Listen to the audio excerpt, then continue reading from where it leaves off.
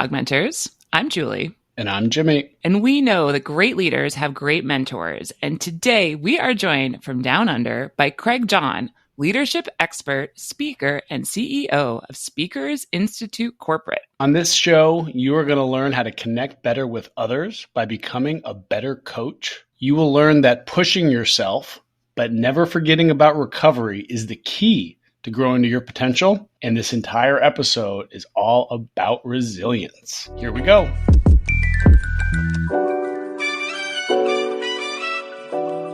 All right, Craig Johns, thank you so much for joining us this morning. Thank you so much for getting up so early. All the way on the other side of the world. I hope you've had your coffee. Craig is the CEO of Speakers Institute Corporate, a podcaster, a TED Talk extraordinaire, and we are so happy to have you on the show today, Craig. How are you doing? It's a real pleasure, Julie and Jimmy. Lovely to be here, and I just love connecting with people in different parts of the world. Well, wonderful.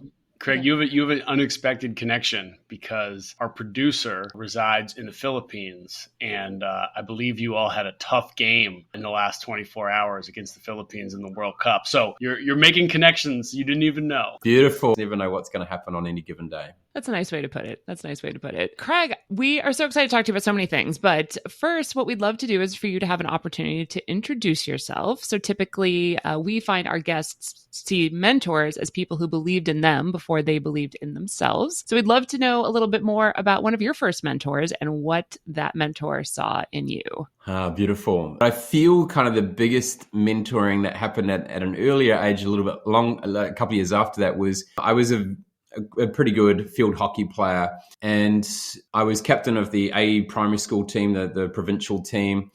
And one day the coaches of that team said to me, look, we want you to do a whole coaching session for the B team. And literally they introduced me, handed me, like all the kids knew me anyway, handed over to me and allowed me to run an hour and a half session as a 12-year-old. Yeah. And they just gave me the reins and said, look, here you go. You've got the session. And to me, I think that is a great way of mentoring, in a way where they just go, here, we're going to allow you. We trust in you. We believe in you. We back you. We're going to be here to support you if you fail. But they literally allowed me to do whatever I like. And they were the ones who I said, look, can you put cones here? Can you put cones there? I want the goal there. Can you sort those two teams out? So that was really, really fun. And I think as a mentor, you need to guide people in a certain way, but sometimes you just need to throw them in the deep end and go and back them and go, you know what, you've got this. So how did your team do? Team did really, really well. I was only coaching them for one session. We had good fun. The kids had a good time. And still remember a couple of years later, some of them coming back and say, hey, we really loved that session. And we love, what you continue to do now, coaching other teams. So that opportunity to be there and learn and have courage under fire, I suppose, in a way of being thrown in the deep end. Craig, tell me a little bit about the first time when you were in that classroom and you realized that it was very normal to have, not the first time you're in the classroom, but I'm going to ask a first, but you're in the classroom. I'm kind of understanding that it's fairly normal to have you talking to older kids, talking to younger kids, maybe even circular at times, working through problems.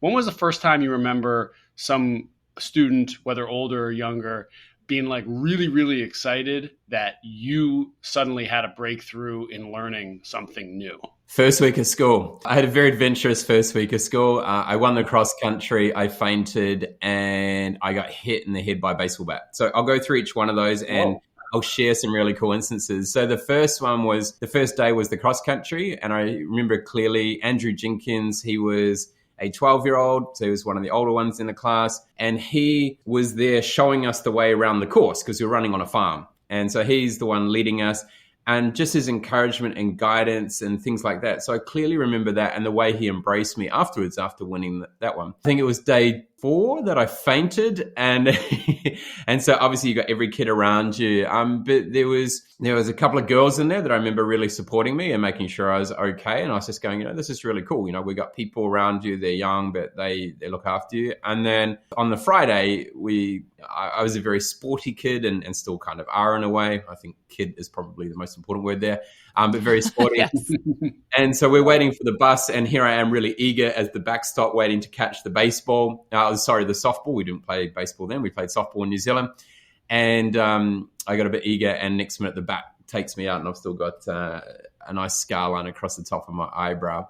But they protected me, made sure that I was ready for, someone called because there were no teachers around, called my mum, and then, make sure they looked after me, missed the bus, so that I could be safe and get off to the hospital. So yeah, that was where I got to see firsthand in that first week what it was really like to have that support of people who are older than you that can kind of look after you. And Craig, it sounds like you really had to take a leadership role.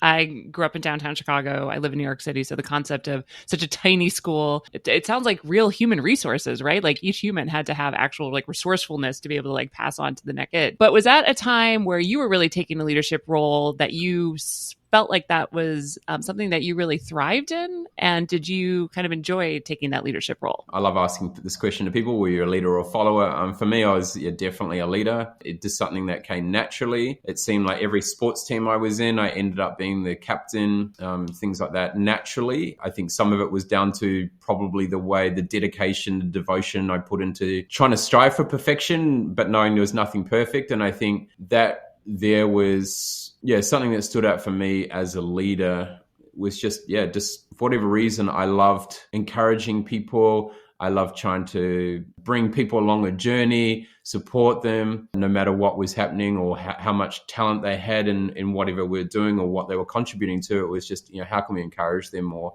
how can we support them to be better? Because in a team environment, that we're going to end up being better off if everyone else is lifting their game. So, Craig, as somebody who obviously had a lot of success by being devoted to your craft and continuing to work on things, as a business owner, when perfection doesn't exist, but you like to strive for it, that means you're working a whole lot and you are out there to help others, kind of continue to grow to their potential with your business. How do you balance your own kind of speaking or the messaging that you try to bring when you're in front of others, while also, not pushing yourself too far in your own position and not trying to tell others to, work until they're ground to a dust? Yeah, I think the greatest lesson a leader can ever learn is that when you go into a meeting, that you talk less than 10% of the time. And I think, your ability to ask... I'm not very good at that. Your ability to ask questions, your ability to lean in and really listen, I think is absolutely critical as a leader. If we look at the greatest leaders we've kind of ever seen and we kind of, I suppose, are inspired by or kind of go, wow, that's quite amazing, the charisma they show. A lot of the time they say very little, but when they do speak, everyone sits up and listen. And so I think that's so important as a leader, especially those that are shifting from being a technician. Like a lot of people will come through their career, they'll train themselves in something or be trained in a specific area. They'll work at their craft. They get really, really good at doing what they do. Maybe they're a coder or something like that, or maybe they are a machine engineer, whatever it could be. And then one day someone taps them on the shoulder and goes, oh, by the way, next week you're leading people. And they go, whoa, what happened here? So they a lot of them will go into a space of either going, oh, this is too hard, and they kind of hide, or they go into a space where they try and show that they already know everything. They've got everything together. They know how to lead a team. And so very few people kind of sit in that middle where you realize, your leadership capability is about drawing the best out of everyone else. And the collective worth of everyone is more important than your self-worth when it comes to leading. Yeah.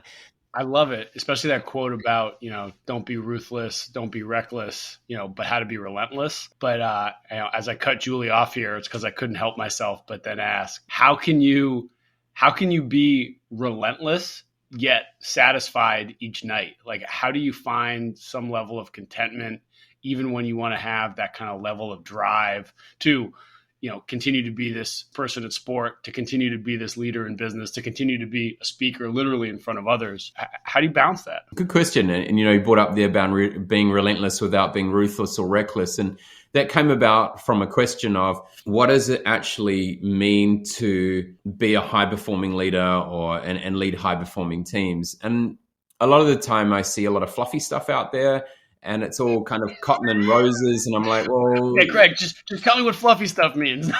I'm kidding. We all know when we see it. Yeah. Yeah, and sometimes a bit fluffy, and parts of it are right, but they kind of miss that. Leading isn't always a bed of roses. It gets messy a little bit, but you need a drive. Like, you can't just try and make everything kind of nice and happy, and it doesn't, like, great things don't actually happen in that way. And so, you need confrontation, you need tension, you need people that are driven. You need people that are supporters. You need a range of different things, but how do you muster that? How do you look after that? And so for me, when I looked at some, like a lot of leaders around the world, there are some that do this really well, where they are relentless in their pursuit of excellence in something, and you can see that. And all high performers have that in a way. But then there are those that are ruthless, who kind of do it with a bit of a disregard on how that affects other people or even themselves as a human being. So ruthless is around taking no prisoners in a way. And so how can you try and avoid collateral damage to either someone else or yourself? And then being reckless is obviously careless of the consequences. So you're willing to take risks, which we all need to do, but you kind of, any risk you'll take, and you don't really care what happens. And so my question was, we've seen some phenomenal leaders who have achieved great things, and I admire them for what they've achieved, but have I admired them for the way they've gone about it? Not so sure. And so I think anyone can be an outstanding leader who can achieve excellence by being relentless without being ruthless or reckless. And Craig, I think one of the things I was really interested in talking to you a bit about was, this idea of working 80 hours a week, and maybe it's sort of like a ruthlessness on yourself.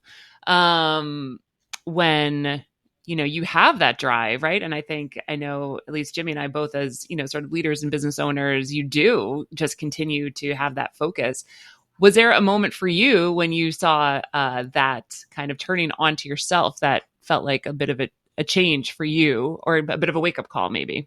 I moved to Thailand in 2012, had probably the most incredible job, where we were building the world's first integrated sport, mind, health, education, hospitality for not only people that live there, not only high-performing people, but also everyday people could come along.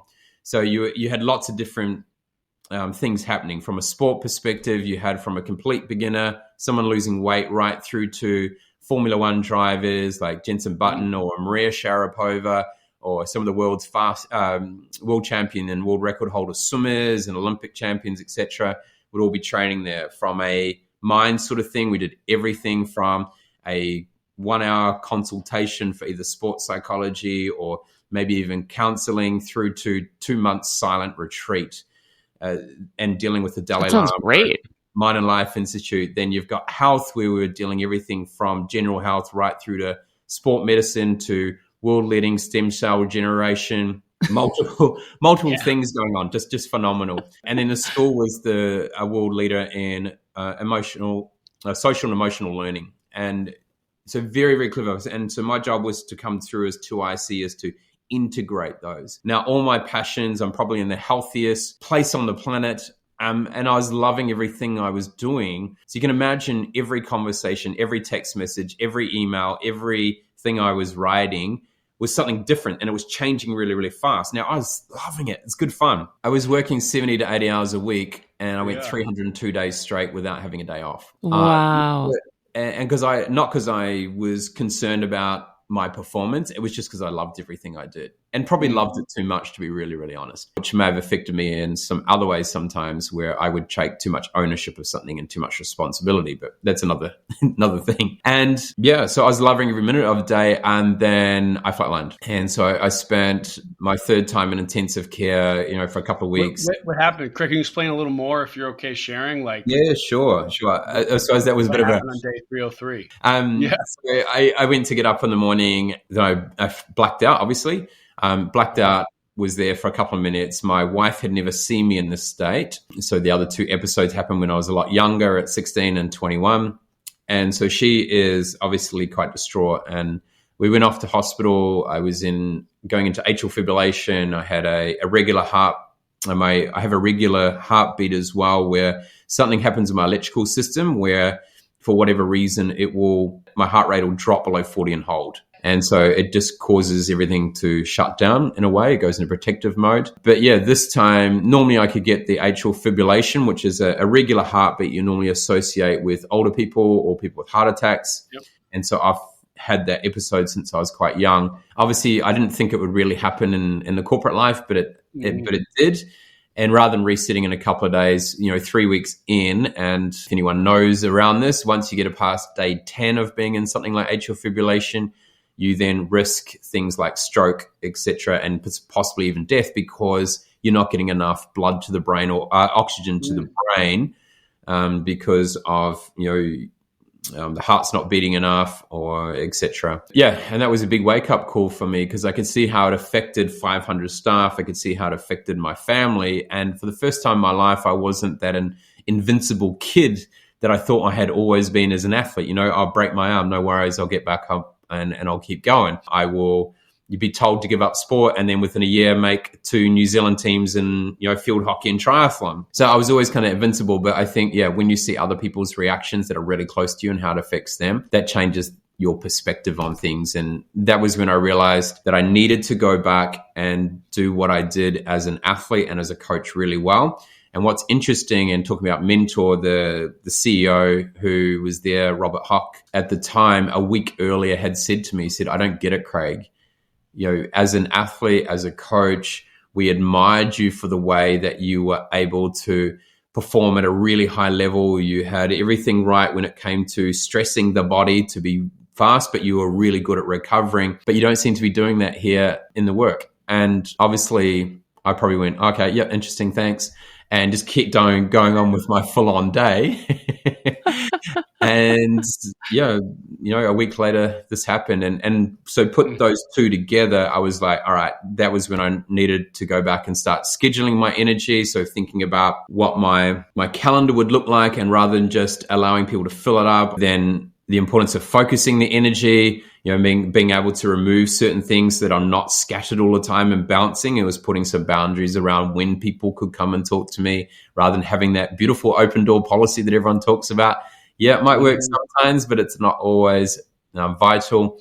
And then obviously that investing in my energy, I'd put on 14 kgs in a year and I'm at the healthiest freaking place on the planet. So it was about really looking after myself, because you can't lead other people unless you lead yourself first. You got to put on your own oxygen mask. I'm curious, Craig, you already talked about you're going from New Zealand to Thailand, and I know your current business is in multiple countries.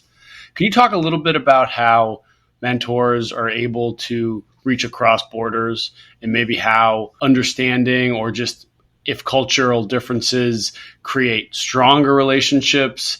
Is there a different way of entering into those relationships to make sure everybody feels comfortable and acknowledged?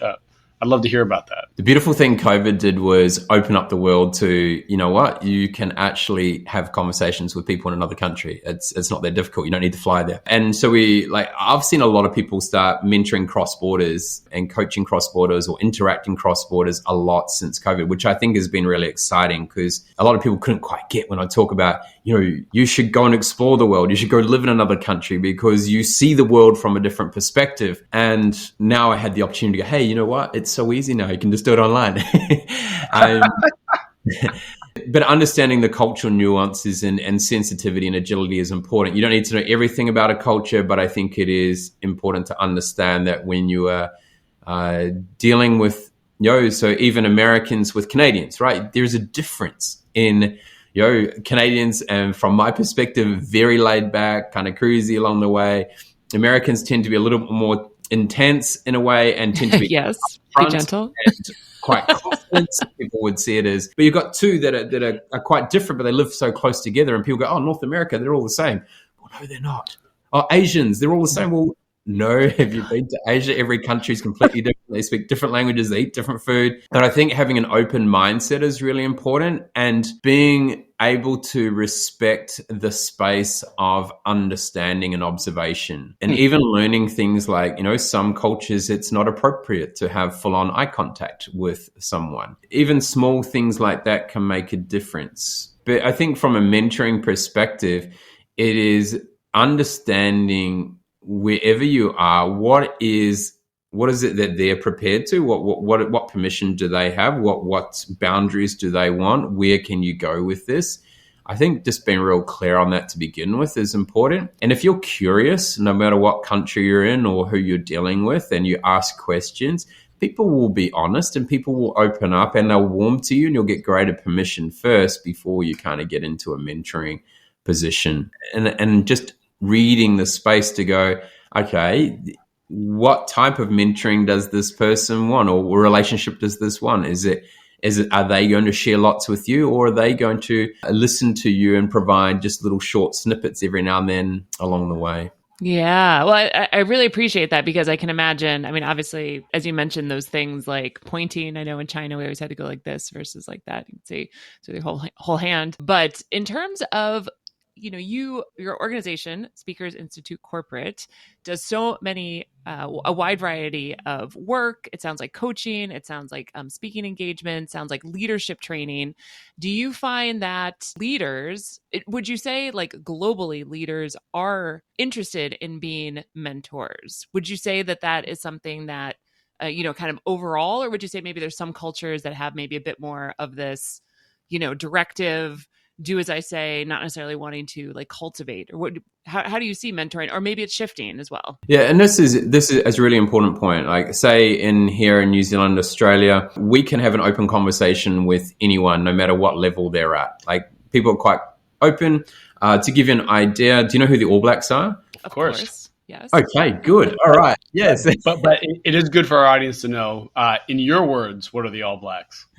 All right. So the All Blacks are the most winningest sports team over a long period of time of any sport in the world. And so they have the best team. That's what I just heard. They're the best team. They're the best team.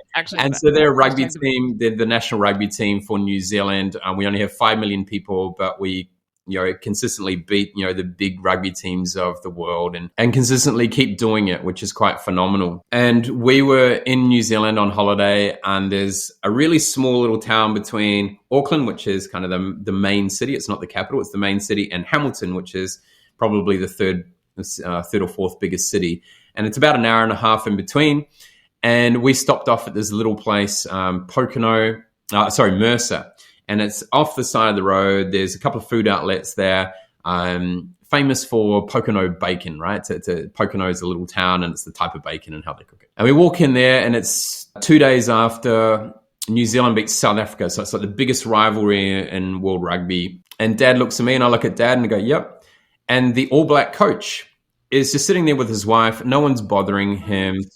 And he walked up while we were at the counter to grab a drink, and my dad just said, "Hey, look, great job on the weekend. I love the way the team are playing." He goes, "Yeah, thank you. It was a good win." And then we go, "Look, we're still thinking." And he goes and pays. And as he walked past, he goes, "Look, have a nice day, safe travels. It was really nice to meet you." And so you can do that in New Zealand, but if you're in places like India or China and some other countries in the world, it's very hierarchical. And so when you're mentoring in places that have this value system or this way of being in a way, then you need to realize that a person who may feel like they sit lower in a hierarchy may not be open to mentoring someone higher, or they may not share everything because of their respect levels of the hierarchy. And so it's not that they do it wrong, it's just how they do it. And so you need to be able to respect that. I think that's really important. So when we're looking at leaders around the world, we have to adjust. We have to understand whether we have the permission. We need to understand what they are willing to be taught on, and whether they want to speak first or whether they want to listen first. Are they prepared to be vulnerable in front of other people or individually? How does that work? And so you can't just apply the same thing every single time when we work with these countries. So for us, the way we work in Speakers Institute Corporate, especially when we're doing, I'll go into a training program point of view, not coaching, because that's individual in most cases, or speaking is generally individual. Sometimes we might do duets, but if you're in a training program, we always go in, I would say 95% of the time, because there's certain instances where you might have less people and it doesn't require this. But we generally train 12 to 18 people. We go in with 3 facilitators. Now, quite commonly, those 5 people are from 5 different countries. And so it means that we can bring different perspectives. Now, why do we do that? Well, one, we need to make sure we are connecting in the right way with the people in that country. We need someone who has real high credibility that they can really lean on for that content. But that third person gives them a global perspective. And we now know that when we're dealing with leaders, that there's very few leaders of companies that are dealing in one country now. They are generally dealing across multiple countries or multiple regions. And so having that perspective to open their eyes up to what might be possible or different ways of doing things is really, really important. And the further we go in the world over the next few years, the more global it's going to be becoming. And you need to have those perspectives and understanding. Because if you grow up if I stayed in that small area that I grew up in New Zealand, my mindset would be very isolated. My perspective on the world would be through a very, very small lens and only one lens. You believe only Hokey Pokey ice cream is the only true ice cream that is worth having? Well, after, experiencing more than 60 countries in the world and tasting ice cream in every country, I will say that you can't beat a tip-top Hokey Pokey ice cream. There's nothing like it in the world. Hokey Pokey is the best. Wash it down with an LMB. I'd like to hear a little bit about how you bring together coaches and help them be leaders, specifically about sport coaches. I've coached sports before. I'll coach sports again. And sometimes sports coaches are known, at least in the U.S., and I think in most countries, to be a bit peculiar. They're going to have their own, habits, and they're not always that willing to share in sport. And then often, a coach that coaches basketball and another coach who focuses on soccer might say, hey, I have nothing to help you with because one uses their hands, one uses their feet. Nothing can actually be shared. How do you help these coaches that are so competitive actually become better leaders by listening to each other? I remember going across to Australia from New Zealand at about the age of 20, and I went to a swim coaches conference, and it was just after, actually it must have been 21. So it was 2001 actually, because it was the year after the 2000 Sydney Olympics.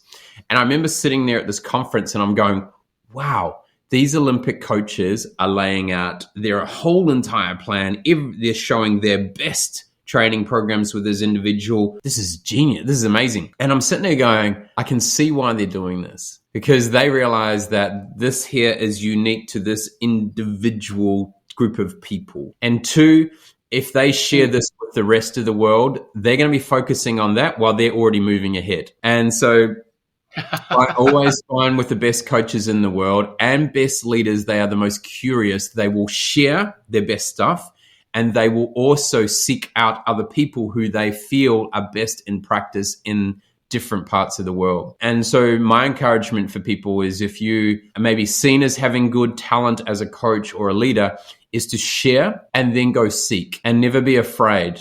Obviously, I have a leadership company or Speakers Institute corporate, which covers communication, leadership, well-being, client centricity. So I have that. I'm a high-performance leadership expert. But I invite people onto the podcast that have, to me, are more fascinating than I am. They have more experience than I am. Why? Because I want to share them with the world. Some people go, well, why would you put them on there? Because you expose your network to them and they may go buy their services. And I'm like, well, if people find them interesting and they use those services, that's awesome. I'm okay with that. But I also know that I will get greater respect from people by being able to have that awareness and be open-minded and having that growth mindset. Don't ever hide your best stuff. Actually give away your best stuff, because it will fuel the fire in your belly to be better tomorrow, because now you know people Always. what you're doing. Yeah. And not having the scarcity. I think when you operate from a scarcity mentality, and I think especially in the leadership coaching and training, everything is evolving. And also there is no one right answer, obviously, clearly, because we're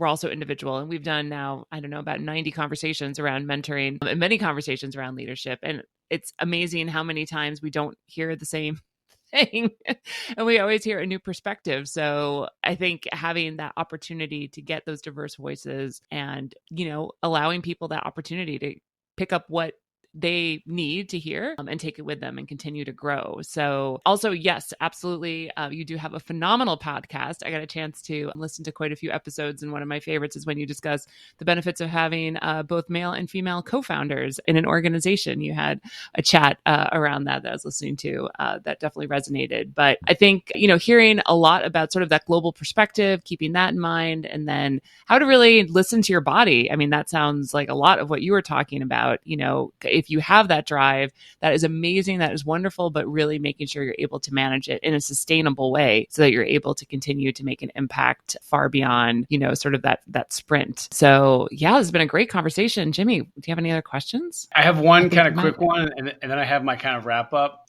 We hear a lot of people who are leaders or young professionals who want to become leaders, and they don't actually want to be in front of people, whether that's in the moment talking or whether that's just being present. And I guess what I mean, like, they don't want the synchronous leadership. They want to be on social or whatever else or via email.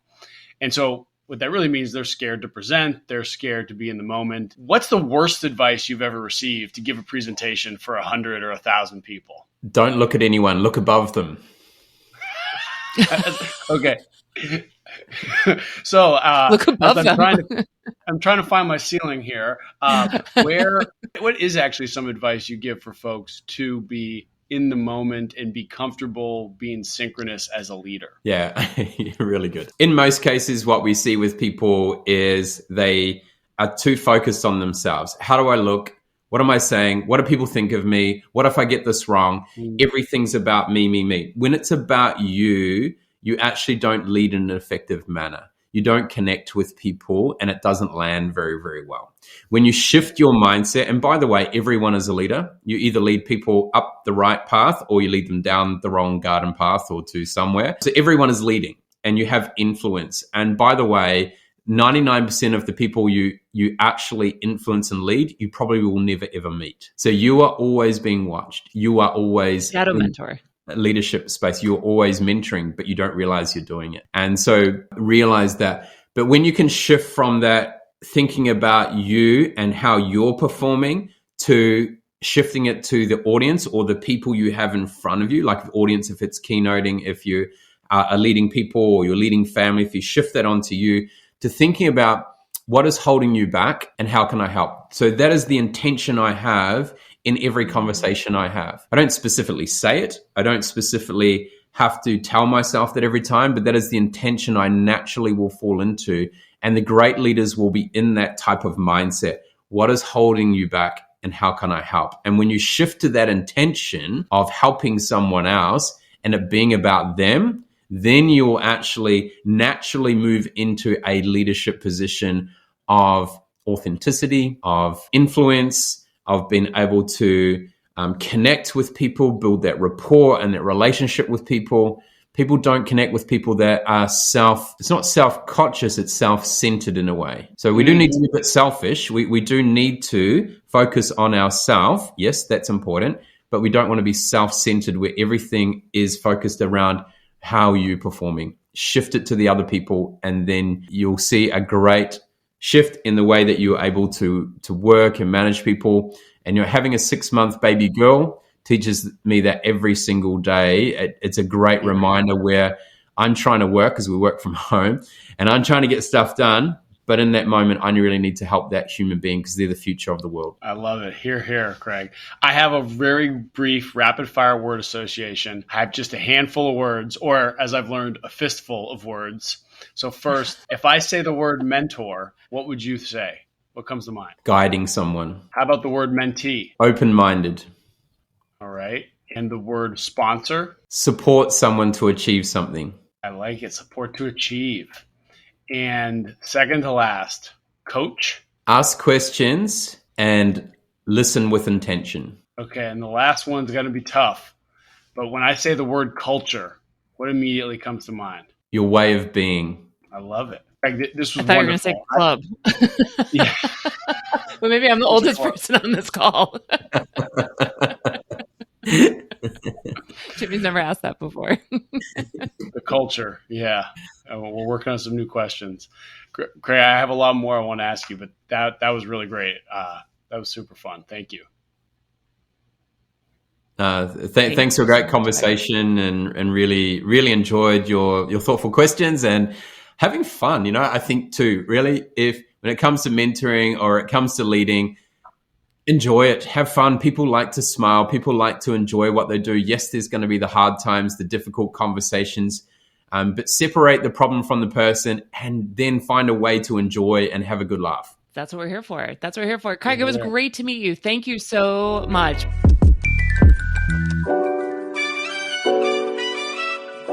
Well, Jimmy, I feel like I should go out and play rugby right now. What do you think? Do you think I'd be good at that? I would not pay to watch that. And I think an ambulance should be available, or at least a gurney. I know for me, I do need my ACLs. Yeah. Well, you won't have them after rugby. I know for me, I would not want to play rugby. And instead, I think Craig is in a much, much better position to carry the kind of rugby mantle for AugMentors. Definitely. We give him the credit and the credentials for that. But I thought Craig brought so many interesting points. And one of the things I was really excited about having him on the show was obviously his global perspective, growing up in New Zealand and being in such a tiny little, town and his ability to be such an incredible athlete in New Zealand, then of course coming to Australia, working around the world, working across borders with different teams, which I know, having lived in China, it is really important to understand where people are coming from, especially if you're going to be mentoring them. So I thought he had some really interesting perspectives there. One thing you touched on that kind of blew my mind as we talked about it more afterwards was how global Craig's view is these days and what his business is doing, as you said, reaching across borders.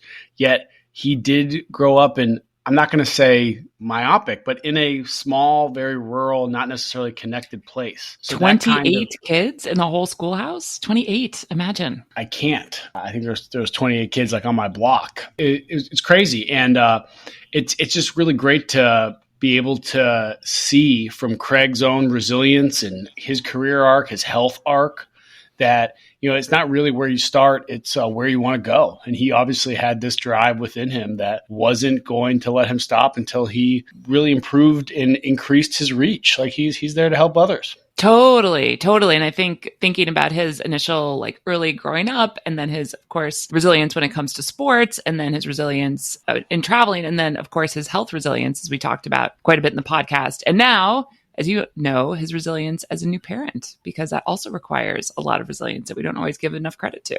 Amen to that. Now, unlike Craig, I do not have quotes from you that I keep with myself to become more resilient as a parent. But I thought it was really touching and meaningful that even in Craig's international journey, he had people ready to talk about. He had names and what he thinks about and associates with each of those people. Like Aaron Gray, he always thinks about Aaron, about get back on the bike, keep on rolling. Or Sam Cawthorn, this is my favorite quote, was be faithful with the small and the big will come. One thing at a time. Just keep on rolling. Step by step. And Craig does an excellent job of showing us that if you keep doing the little things right, the big will come. And if you keep, treating people with respect by sharing yourself first, then you will have the opportunity after building that relationship to actually seek how to help others. And I think Craig can help a lot of people. Well, he definitely helped us. It was a super fun conversation. I can't wait for my next trip to eat Hokey Pokey ice cream because it is pretty fabulous. And it was great to spend time with Craig. And we're excited to keep track, see what he's up to. Thank you, Craig. AugMentors out. AugMentors out.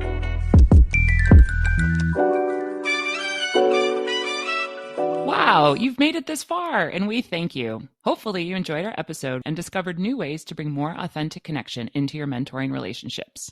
Want to tell them more, Jimmy? Be an augmenter with us. Visit our website for the best interactive mentoring content at augmentors.us. Share our podcast with someone you care about. Like and subscribe. And yes, really, you following our show and writing a review, it's a big deal. Your actions provide us with the resources to continue our undefeated, unencumbered, prize-winning productions. We welcome questions and suggestions via email hi@augmentors.us or on social with our handle @AugmentorsHQ. We are most active and available on LinkedIn and YouTube. Shout out and earnest thank you to our intrepid producer, Erlin Cato. We appreciate you. AugMentors out. See ya.